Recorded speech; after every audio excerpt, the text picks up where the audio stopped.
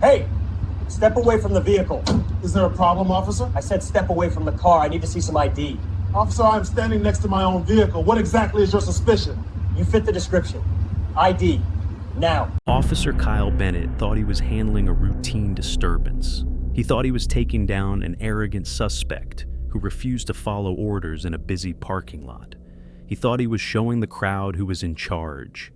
He had absolutely no idea that the man he was shoving against the cold metal of a black Audi Q8 was Judge Marcus Sterling, a sitting federal judge for the Northern District of Illinois, a man who had spent the last 22 years presiding over federal grand juries, sentencing organized crime bosses and, ironically, ruling on civil rights lawsuits against police departments.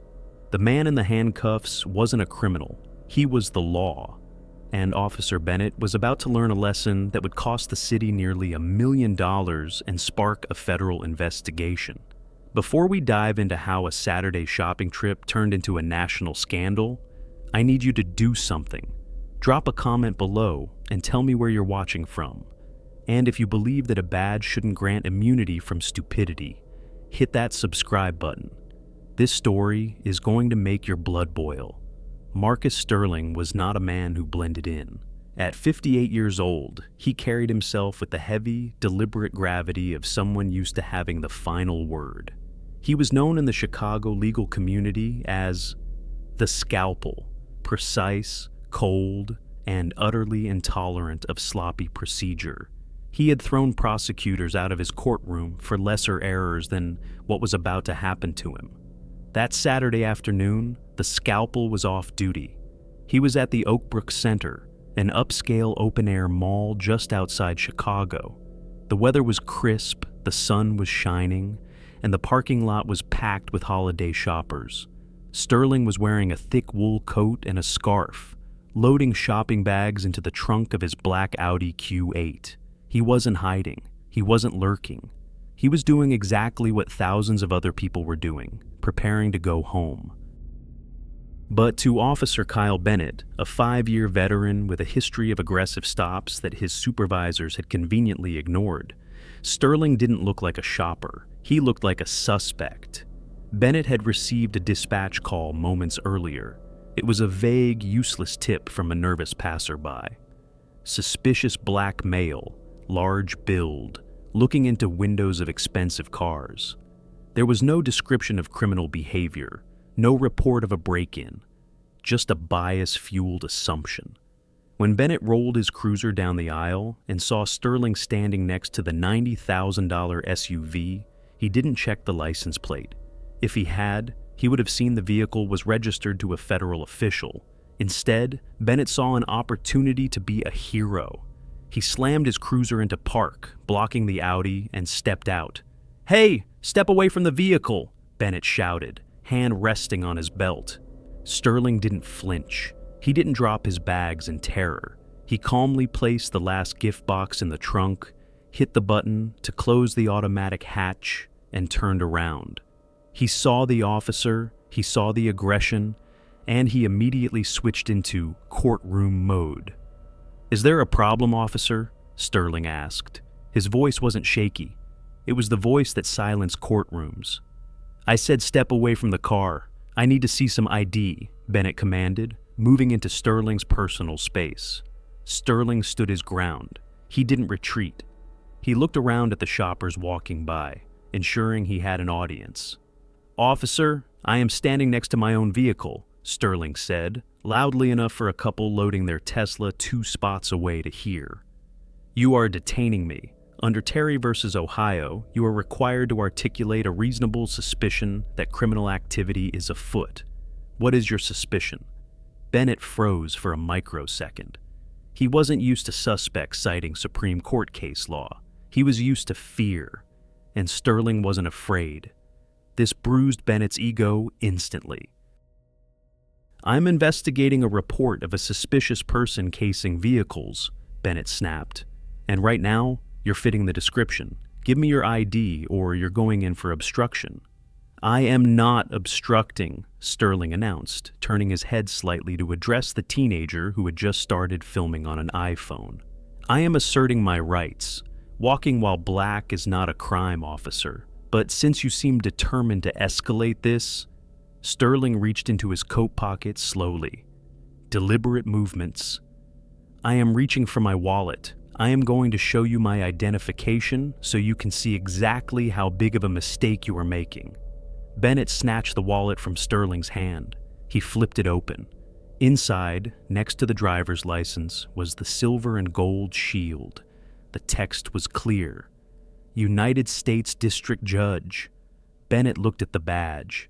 Then he looked at Sterling. Then he looked at the crowd. A dozen people had stopped. 3 phones were recording. Bennett felt the heat rising in his neck. He knew deep down that he might have messed up, but he had already committed. If he backed down now, after being lectured by a suspect in front of an audience, he would look weak. He would look like he lost control. His ego made the decision for him. "This is fake," Bennett declared loud enough for the camera to pick up. "You printed this off the internet." Sterling's eyes narrowed. "I assure you, officer, that is federal property." "It's a forgery," Bennett doubled down, panic and arrogance mixing in his voice. "And you're impersonating a federal official. Turn around." "You are making a choice right now," Sterling said, his voice dropping to a dangerous low register. "Once those cuffs go on, there is no going back. You will not have qualified immunity." "Hands behind your back, now!" Bennett grabbed Sterling's wrist and twisted. The click of the handcuffs was audible over the wind. The crowd gasped. "He showed you his ID!" someone yelled from the sidewalk. "I got it all on video!" another voice shouted. Sterling didn't struggle. He allowed himself to be manhandled toward the patrol car. He knew the law better than anyone on that pavement. He knew that the moment Bennett locked those cuffs based on a refusal to accept valid credentials, the officer had sealed his own fate. Bennett shoved the judge into the back of the cruiser. The hard plastic seat was cold. As Bennett slammed the door, Sterling looked through the wire mesh. He saw the witnesses still filming. He nodded once, acknowledging them. The engine roared to life. Bennett was driving fast, adrenaline pumping, thinking he had just caught a con artist with a fake badge. He had no idea that he was driving a federal judge to his own precinct, where the shift commander, a veteran sergeant who knew a real federal SEAL when he saw one, was currently drinking coffee, waiting for the shift to end. The drive would take 15 minutes. It would be the last 15 minutes of Officer Bennett's career, as he knew it. The drive to the precinct took 14 minutes. They were the longest 14 minutes of Officer Bennett's life, though he didn't know it yet. He turned up the radio to drown out the silence.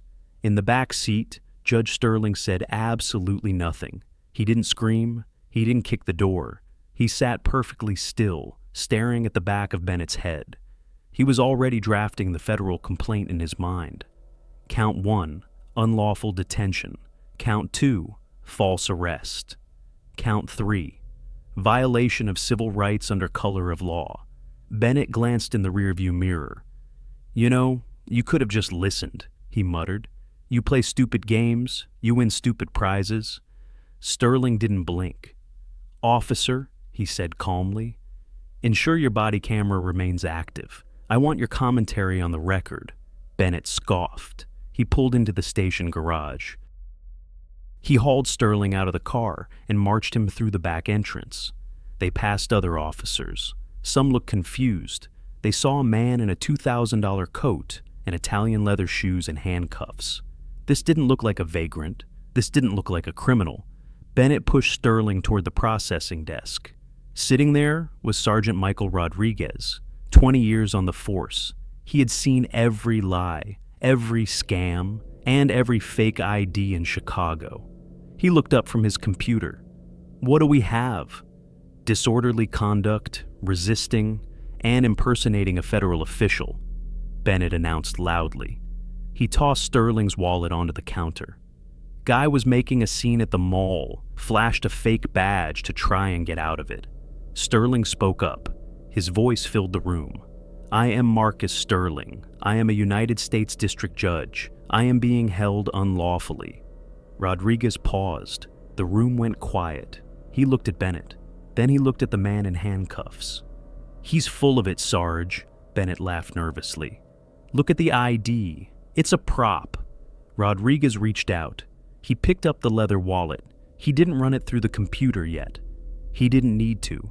He felt the weight of the brass badge. He ran his thumb over the raised seal. He tilted the ID card under the fluorescent light. The holographic eagle shimmered perfectly. Rodriguez knew what a fake looked like. Fakes were light. Fakes were blurry. This was heavy. This was sharp. This was real. His stomach dropped. He looked at the name again. Marcus Sterling. He didn't know the face, but he knew the name. Everyone in law enforcement knew the name. Rodriguez stood up. His chair scraped loudly against the floor. He looked at Bennett with eyes wide with horror. "Bennett," he whispered, "where did you arrest him?" "Oakbrook parking lot. I told you he—" "Uncuff him." "What?" "I said uncuff him. Right now." Bennett froze. "Sarge, he's a suspect. The ID is fake." "It's not fake, you idiot," Rodriguez roared. "This is a federal credential. This is a sitting federal judge." The station stopped. Every officer in the room turned to look. Bennett's face went pale. The arrogance evaporated. "But I thought—" "You didn't think," Rodriguez shouted, coming around the desk. "Give me the keys." Rodriguez grabbed the keys from Bennett's shaking hand. He unlocked the cuffs himself. Sterling rubbed his wrists. He looked at Rodriguez. "Thank you, Sergeant. I assume the captain is in?" "Yes, Your Honor. Immediately, Your Honor." "Good. I want him here, and I want the city attorney on the phone." Bennett backed away. He looked at the judge. He looked at his sergeant. And for the first time, he realized the magnitude of what he had done. But it was too late. The phone on the sergeant's desk started ringing, then the other line, then a cell phone. The video from the parking lot had just gone viral. The video hit Twitter at 4:12 p.m. It was uploaded by the kid in the Tesla. The caption was simple: "Chicago PD arrests federal judge for shopping while black. Watch until the end." By the time Captain Miller stormed into the precinct, the clip had 300,000 views. By the time he reached his office, it had crossed 1 million. The comment section was a war zone. "He showed his ID and they still cuffed him? That officer is finished. I know that parking lot. I know that cop. He did this to my brother last year." Inside the captain's office, the air was thin. Officer Bennett stood in the corner. He wasn't smirking anymore. He looked like a child who had just broken a priceless vase. Judge Sterling sat in a leather chair across from the captain's desk. He was rubbing his wrists. He was calm, terrifyingly calm. Captain Miller watched the video on his tablet. He watched Bennett approach the Audi. He watched Sterling ask for the reason for the stop. He watched Sterling hand over the credentials. He watched Bennett throw them aside and call them fake. Miller paused the video. He took off his glasses. He looked at Bennett. "You told me he was resisting," Miller said. His voice was dangerously quiet. He was being difficult, sir," Bennett stammered. "He was challenging my authority in front of the crowd." "He was challenging your stupidity," Miller snapped. He turned the tablet around. "He was standing still. His hands were visible. He gave you his ID. It looked fake, Captain. I've never seen a federal ID like that." "That's because you've never arrested a federal judge before," Miller shouted, slamming his hand on the desk. "Do you have any idea what you've done? You didn't just violate policy. You violated the Constitution on camera." Sterling cleared his throat. Both police officers froze. "Captain Miller," Sterling said, "I'm not interested in your internal discipline right now. That will come later." "Judge Sterling, I can't apologize enough," Miller began. "We are going to release you immediately. We'll expunge the arrest record tonight." "No," Sterling said. The word hung in the air. "You won't expunge anything. I want that arrest record preserved. I want it printed. I want the timestamps." Sterling stood up.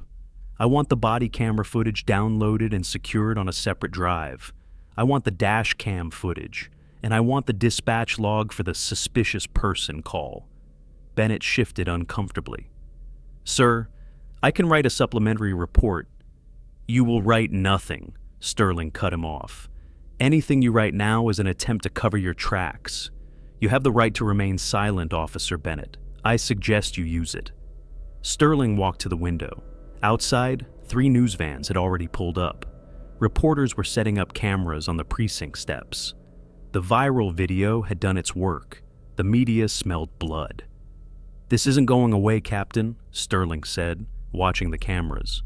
You have a systemic problem in this district. I've seen the cases come across my bench. Vague stops, escalation, qualified immunity claims. He turned back to face them. Tonight, the immunity ends. Miller looked at his phone. The mayor was calling. Again. What do you want, Judge? Miller asked, defeated. I want my property returned. I want to leave through the front door. And I want you to know that when I file my suit on Monday, I will be naming Officer Bennett individually. Bennett swallowed hard. He had thought the worst thing that could happen was getting fired. He was wrong. He was about to lose his house, his pension, and his future. Sterling walked out of the office. He collected his wallet and keys from a pale-faced Sergeant Rodriguez. He walked to the front doors of the station. He pushed them open. The flash of camera bulbs was blinding. The reporters shouted questions. Judge Sterling, was it racially motivated? Judge, are you suing the city? Sterling stopped. He looked directly into the lens of the nearest camera. He didn't look like a victim. He looked like a verdict. And Officer Bennett, watching from the window upstairs, knew it was over. Monday morning arrived like a sledgehammer for the Chicago Police Department. At 9 a.m. sharp, a courier delivered a thick envelope to the city attorney's office. It wasn't a press release. It was a federal lawsuit. Sterling versus City of Chicago, et al. It was 35 pages of legal scorched earth. Judge Sterling hadn't hired an outside firm. He wrote it himself. Every paragraph was a nail in the coffin of Officer Bennett's career. He cited the Fourth Amendment violations. He cited the false imprisonment. But then he went deeper. Sterling requested the disciplinary records of Officer Bennett. He requested the stop and frisk data for the entire 11th District for the last 5 years. He wasn't just suing for a bad Saturday afternoon. He was putting the entire department on trial. By noon, the city attorney was in the police chief's office. We have to settle, the attorney said, throwing the lawsuit on the desk. He's asking for everything, and he's going to get it.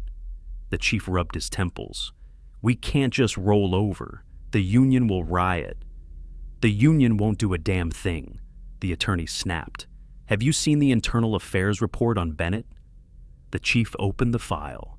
Internal affairs usually moved at a glacial pace. Not this time. With the national media camped on their lawn, they had audited Bennett's history in 48 hours. The results were damning. In 5 years, Officer Kyle Bennett had conducted 400 suspicious person stops. 85% of those stopped were African American or Latino. Less than 2% resulted in a citation or arrest that stuck. There were 12 previous complaints for excessive force and rudeness.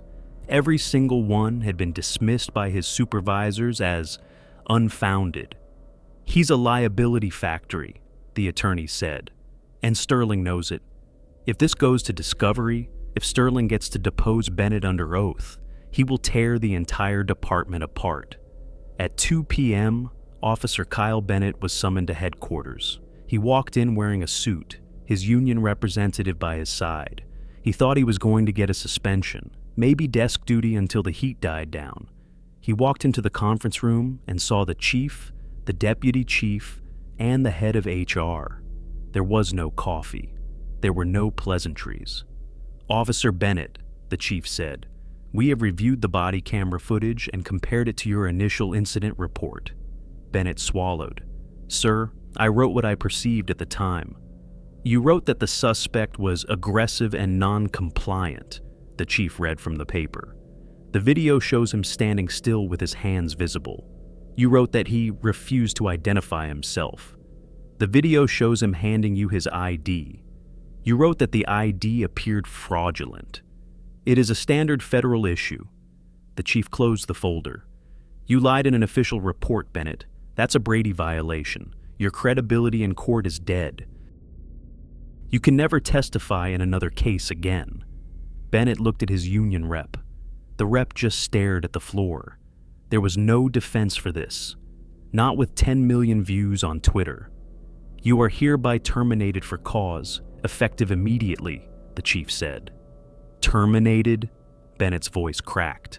But I have a mortgage. You should have thought about that before you put handcuffs on a federal judge because your ego got bruised, the chief said coldly. Turn in your badge and gun. Escort him out. Bennett walked out of headquarters, a civilian, but the bleeding didn't stop there. The next day, a letter arrived from Washington, D.C. It was from the Department of Justice Civil Rights Division. Based on the viral video and the allegations in Sterling's lawsuit, the DOJ was opening a pattern or practice investigation into the Chicago Police Department. They weren't just looking at Bennett anymore. They were coming for the supervisors who ignored the complaints. They were coming for the training protocols. They were coming for the data.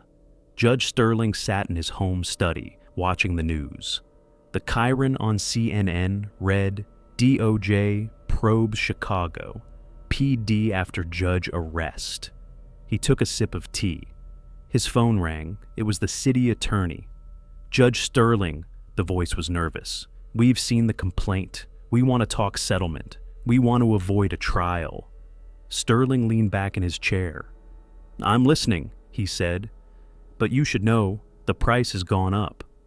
The settlement meeting took place in a glass-walled conference room on the 40th floor of City Hall. There were no handshakes. The city attorney slid a piece of paper across the mahogany table. $500,000, the attorney said, and a non-disclosure agreement. You drop the suit, we pay the money, and nobody talks about this again. Judge Sterling didn't even look at the paper. He looked out the window at the sprawling city below. There will be no non-disclosure agreement, Sterling said. The public has a right to know exactly what their tax dollars are paying for. He turned back to the lawyers. And the number is $850,000. The city attorney balked. That's exorbitant for a 20-minute detention with no physical injury. I wasn't detained for 20 minutes, Sterling corrected him sharply. I was detained for being black in a zip code your officer didn't think I belonged in. The injury isn't physical, it's constitutional. He leaned forward. Pay it, or I will depose every supervisor in the 11th District live on cable news. They paid it. The check arrived 2 weeks later. The media speculated on what the judge would do with the windfall. A vacation home? A new car? Retirement? Sterling called a press conference on the steps of the federal courthouse. He held the check up for the cameras. This check represents the cost of bias, Sterling told the crowd of reporters. But justice shouldn't have a price tag. He handed the check to a woman standing next to him. She was the director of the NAACP Legal Defense Fund. I am donating the entire settlement, $850,000, to the LDF, Sterling announced, to establish a new task force specifically designed to defend citizens who were stopped without reasonable suspicion. The crowd went silent, then erupted in applause. The system worked for me, Sterling continued, his voice wavering slightly for the first time. But only because I had a federal badge in my pocket. Justice cannot depend on who you know or what credentials you carry. It must be blind. The impact of that Saturday afternoon rippled out for years. Officer Kyle Bennett never worked in law enforcement again. He applied for private security jobs, but a simple Google search of his name brought up the viral video.